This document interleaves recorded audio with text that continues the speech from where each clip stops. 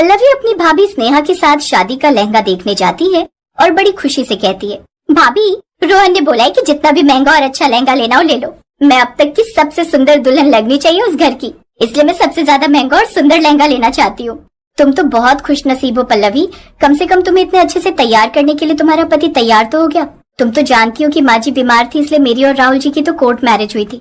मुझे तो कभी मौका ही नहीं मिला दुल्हन बनने का। भाभी आप चिंता क्यों करती हो, तब आप अपनी शादी में अच्छे से तैयार नहीं हो पाई थी, पर मेरी शादी में अच्छे से तैयार हो जाना।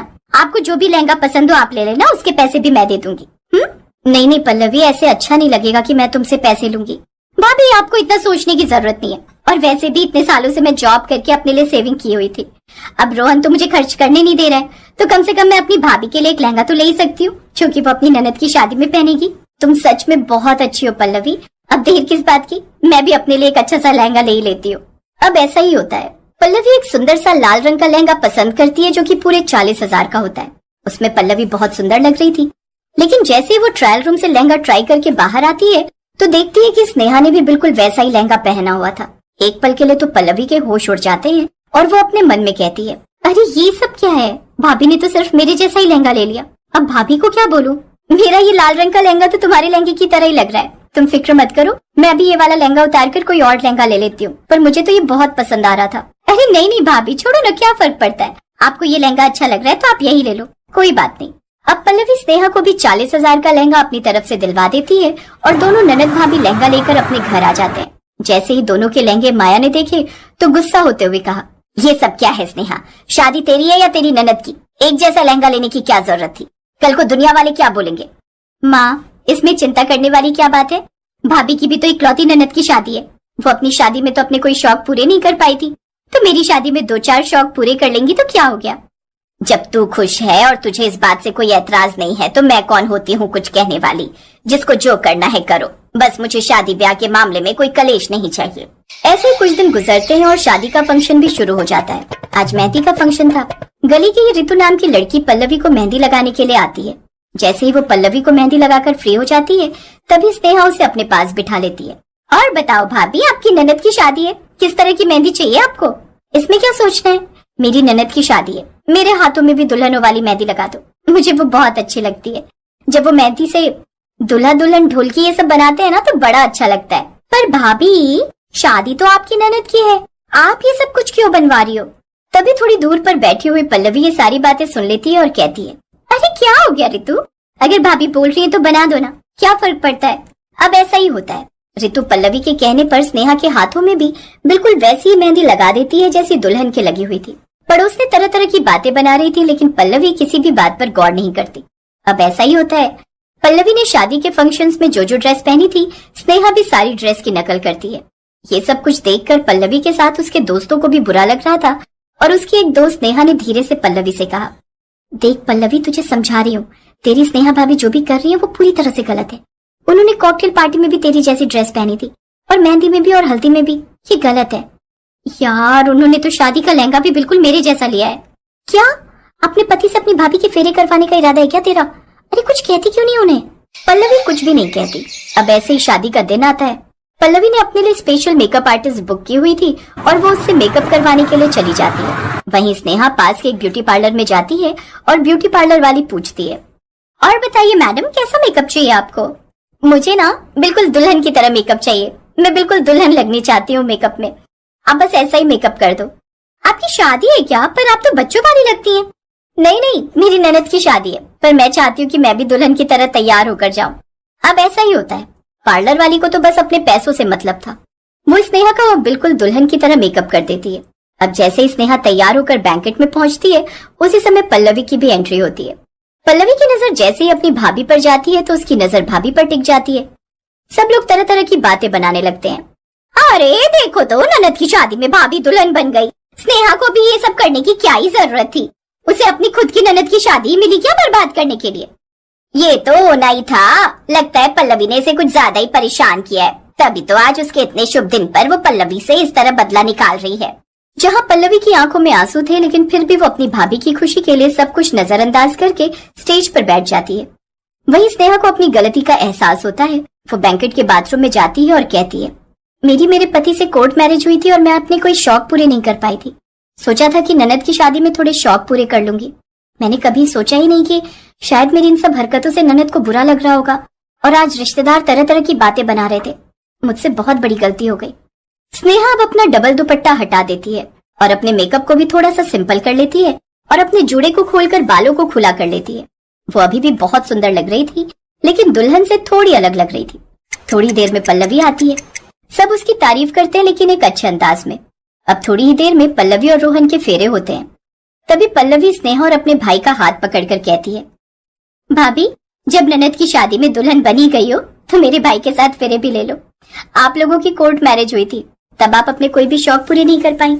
एक लड़की होने के नाते मैं जानती हूँ कि आप क्या महसूस कर रही होंगी, और लोगों का तो काम ही वो बोलना होता है, उन्हें बोलने दीजिए। पल्लवी ये बोलकर फिर से अपनी भाभी के सिर पर दुपट्टा सेट करती है और उसके बाद शादी के मंडप पर ही पल्लवी अपने भाई राहुल और स्नेहा की शादी करवा देती है। ये सब कुछ देखकर माया को भी बहुत खुशी होती है। वो अपने बेटे, बहू और दामाद और बेटी को आशीर्वाद देते हुए कहती है, दुनिया का तो काम बोलना होता है, बस हमारे परिवार के लोगों के बीच ऐसे ही प्यार बना रहे तो मुझे इससे ज्यादा भगवान से कुछ नहीं चाहिए।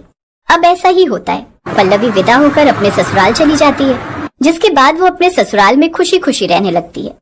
वहीं स्नेहा के दिल की इच्छा भी पूरी हो गई थी, जिसके बाद उसके चेहरे पर एक अलग ही निखार आ जाता है। खूबसूरत पहाड़ियों के बीच बसा गांव सोनपुर के गरीब किसान हरिराम के घर में दिन पर दिन गरीबी बढ़ती जा रही थी। वो जितनी बार भी खेती करता, वो खेती खराब हो ही जाती, जिससे धीरे धीरे उनके घर में खाने के लिए कुछ भी सब्जी नहीं थी।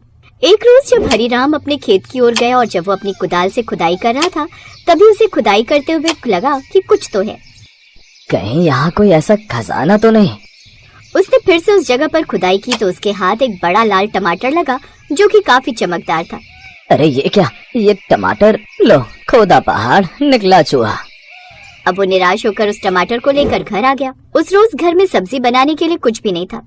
खेत में सूखा पड़ा था और पैसे तो कब के खत्म हो चुके थे। उसकी पत्नी रत्ना बार बार चिंता से पूछती, सुनिए जी, आज बच्चों को क्या खिलाएंगे? घर में तो कोई सब्जी नहीं है। हाँ, वही तो सोच रहा हूँ, लेकिन मेरे पास पैसे हैं नहीं कुछ लाने के लिए। ले देकर बस ये एक टमाटर मिला है। हैं? इस एक टमाटर से क्या होगा? 4 लोगों का पेट कैसे भरेगा? उसी समय बाहर से खेल कर आ रहे उनके बेटे रोहन ने कहा, माँ भूख लगी है, कुछ बना दो, और हाँ, सूखी रोटी मत देना, कुछ सब्जी भी बना देना। अब रत्ना ने उस टमाटर को उठाया और उदासी से कहा, हे भगवान, ये एक टमाटर ही हमारा सहारा है। अगर इससे 20 सब्जियां बन जाए तो सबकी भूख मिट सकती है। अचानक टमाटर में लाल चमक उठी। रत्ना ने घबराकर कहा, अरे ये कैसे चमक रहा है? हरिराम हैरान था, पर उसने कहा, अब जो भी है यही है रत्ना, इसे काट कर बना दो। अब रत्ना ने टमाटर को काटा। जैसे ही उसने उसके टुकड़े अलग किए, पतीले में एकाएक आलू टमाटर की सब्जी तैयार हो गई। हे राम, ये कैसे हुआ? मैंने तो बस टमाटर काटा था। शायद भगवान ने हमारी सुन ली, असली सब्जी बन गई है। लगता है ये कोई जादुई टमाटर है। तुम अब सबके लिए रोटी लगा दो। रत्ना ने अब सबके लिए रोटी बना दी। वो सब्जी बड़ी ही स्वादिष्ट थी, जिससे उन सब बच्चों का पेट भर गया और उन सब ने पेट भरकर खाना खाया। सबके चेहरे पर मुस्कान लौट आई। इतने से उस टमाटर से कैसे वो सब्जी बन गई? रत्ना सारी रात यही सोचती रही। फिर अगली सुबह उसने फिर से उस टमाटर को जरा सा काटा तो उसमें से रस टपकने लगा। उसने उस रस को आटे में मिलाकर उसके पराठे बनाए। सभी को उसके बनाए हुए पराठे बड़े पसंद आए। ऐसे ही दिन के समय उसने फिर से उस टमाटर का जरा सा टुकड़ा काटा और अब बनकर तैयार हो गई उसकी चटनी। लगता है अब हमारे सारे दुख दर्द दूर हो जाएंगे। माँ, ये तो जादू है, जादू। हाँ बेटा, ये तो सचमुच जादू है, जादू। फिर अगले दिन कुछ मेहमान उनके घर आए। रत्ना, कमला बहन बहनोई के साथ यहाँ आने वाली है और अगले 2 दिन तक यहीं रुकेंगे। आप फिक्र मत कीजिए जी, घर में जो टमाटर है उसी से कुछ बना देंगे। अगले दिन ननद और नंदोई उनके घर आए। इधर रत्ना चूल्हे पर पतीले में पानी चढ़ाती है। हे राम, घर में चाय के लिए दूध तो है ही नहीं।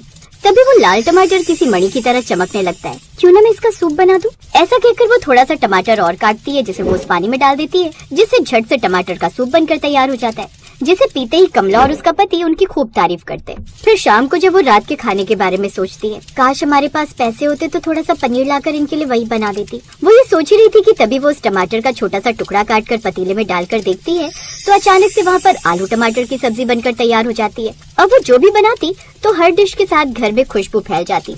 2 दिन बाद वो मेहमान वहाँ से चले गए, लेकिन इन 2 दिनों में उस टमाटर से वो जो भी सब्जी मांगती वो उसे मिल जाती। हे राम, ये साधारण टमाटर नहीं है, इसमें जरूर कोई चमत्कार है। चमत्कार हो या श्राप, अभी तो इसने हमें भूख से बचा लिया, साथ ही हमारी इज्जत भी बचा ली। लेकिन वो नहीं जानते थे कि पड़ोसन गौरी खिड़की से उनकी ये बातें सुन रही है। तब भी मैं कहूँ, इनके यहाँ से इतनी अच्छी खुशबू कैसे आती है, वरना इन गरीबों की औकात तो नहीं कि ये कुछ बनाकर खा सके। फिर पड़ोसन गौरी ने ये सब देखा तो वो चौंक गई। रत्ना के घर से रोज नई नई खुशबू आती है, क्या सचमुच उनके पास सिर्फ एक टमाटर था या कोई तांत्रिक विद्या? अब सारे गाँव में ये अफवाह फैल गई। बबलू, तूने सुना उस हरिराम के घर जादुई टमाटर है? यहाँ तक कि गांव के सरपंच रघुनाथ तक भी ये बात पहुँची। अगर सचमुच ऐसा है तो वो टमाटर सारे गांव का होगा, अकेला हरिराम उसे नहीं रख सकता। जाओ उस हरिराम को बुला कर लाओ, अब तो गांव में पंचायत बैठेगी। अब हरिराम को ग्राम पंचायत में बुलाया जाता है।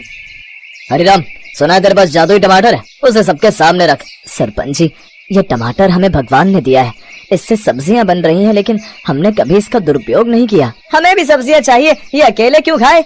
ये सुनकर रत्ना डर गई।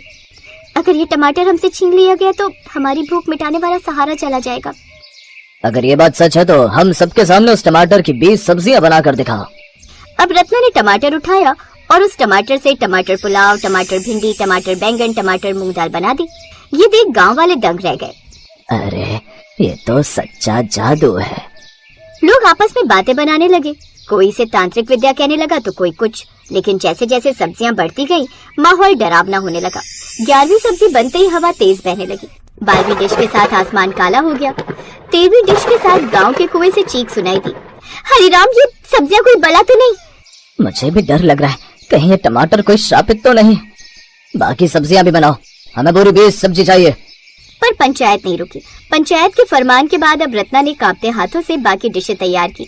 14वीं टमाटर बेसन, 15वीं टमाटर की खटाई, 16वीं टमाटर कढ़ी, 17वीं टमाटर छोले, 18वीं टमाटर दाल तड़का, 19वीं टमाटर कोफ्ता और 20वीं टमाटर का सीताफल।